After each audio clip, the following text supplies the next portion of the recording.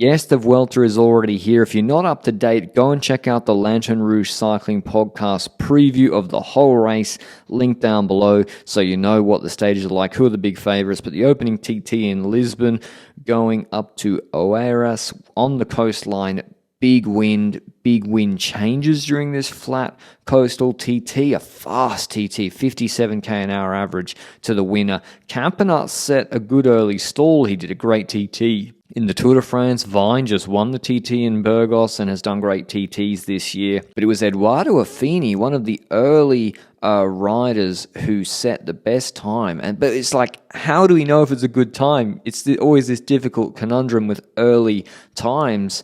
Until you've seen the other riders, the big favourites go, you don't know. But as I said, wind changes, I'm convinced it was super fast, maybe the fastest for Lipovic, Baroncini and Armirel when they went 2, 3, 4, and maybe Eduardo Affini was looking like Florian Lipovic, third to T1. Maybe Lipovic is just, and I don't think it's a maybe, I think Lipovic is in good shape, so just watch out for him later in the race. But as I said, we don't have a benchmark of a Josh Tarling yet, the heavy favourite for this TT with the dinner plate front chainring. GC Kuss warming up, the defending champion. Roglic, probably the best of the GC contenders to go for the stage win in Spain in a TT.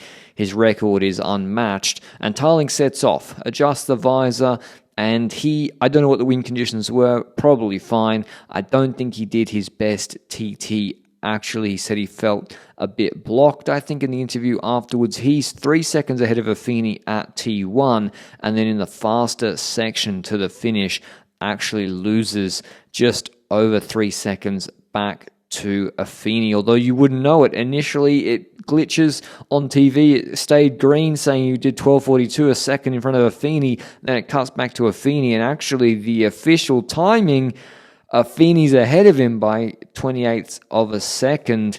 Probably a heart-wrenching moment for him in the Silla Caliente. And now it's time for Geoffrey Bouchard. Why am I showing you Bouchard? Pure clown. Why am I showing you? I'm not showing you Geoffrey Bouchard. I'm showing you Mateusz Vacek. He's the Czech Natty champ behind in the famous POC Tempo on Little Trek. He's a beast, one of my favorite riders. They don't even show Vacek going off the ramp. They go to Carlito Rodriguez. He's a minute starting behind Bouchard, and then he basically catches Bouchard at the intermediate. This causes a traffic jam.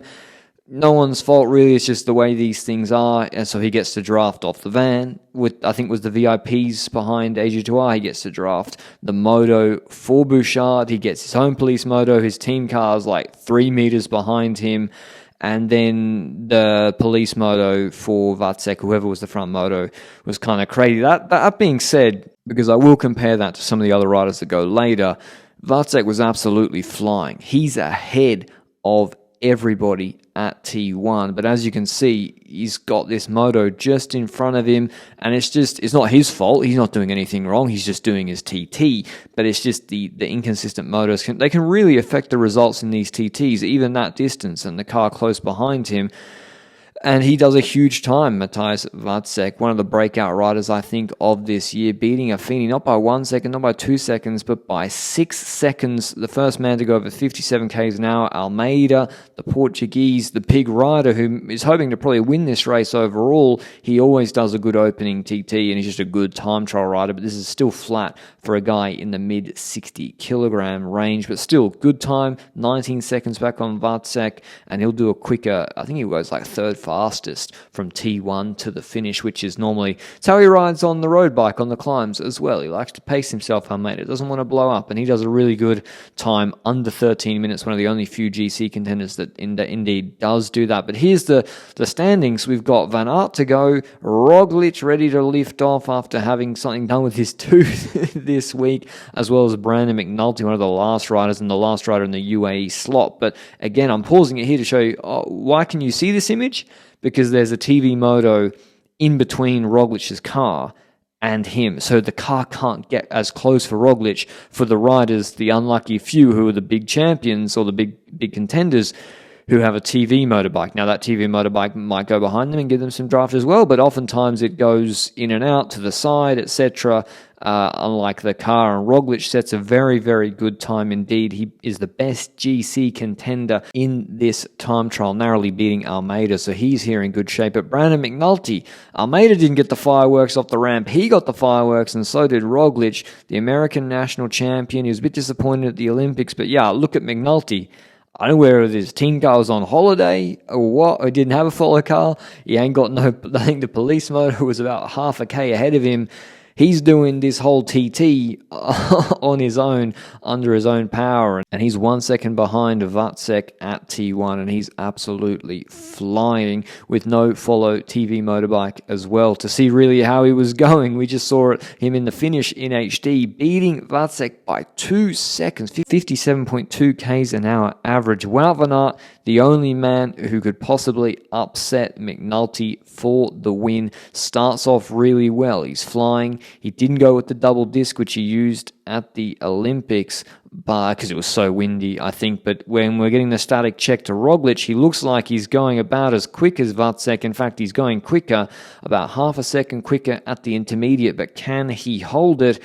And the answer was he could not. There's a few little uphill drags. He looked laboured compared to McNulty, and the clock goes red for him, finishing best part of 3 seconds behind McNulty, who doesn't know that he's won yet, but he did. His third TT win in World Tour level this year and at La Vuelta. He also was part of the UAE team time trial victory in Paris-Nice. Huge year for him. Wins the stage ahead of Vacek by 2 seconds, then Van Aert on 3 seconds, Kung 6 seconds, Affini 8, Tarling 8, Schmidt also didn't get much airtime, 16 seconds, then Roglic, Amaury, Almeida. Here is what McNulty had to say after the stage. Brandon, a surprise for some people, but did you expect to win today? Well, I really don't know if I expected to win. I knew if something crazy happened, I could. So I guess something crazy happened, but yeah, I was hoping for something good today, but yeah, this is really hard to believe for me. Something crazy that happened was the wind picking. How did you deal with that? I just had super good legs. I've been feeling really good in training, especially I really went for the Olympics, and since then I've had good legs. So yeah, I knew I could do something good, but I didn't expect to win. From the time split, it looks like you finished stronger. Is it your feeling as well? I think 12 minutes, there's not really much pacing. I just felt good and went as hard as I could, and yeah. I knew at the split I was good, so then I just had to hold on and give everything I had. So that was just full from the start. This one is in the bag, but what else do you expect in La Vuelta with the super team you have? Yeah, I mean, it's nice to be in the lead, and I'll enjoy it for the few days we have. But it's no secret or surprise to me that we have two very strong leaders in Joao and Adam. So yeah, we'll be all in for them, and then I'll just do what I can to help them. Thank you. Yeah, thank you. Hope you enjoyed the video. As I said, check out the LRCP preview of the Vuelta. If you're a cycling fan, I guarantee you'll enjoy it. I'll see you with a recap of the sprint stage tomorrow. Ciao.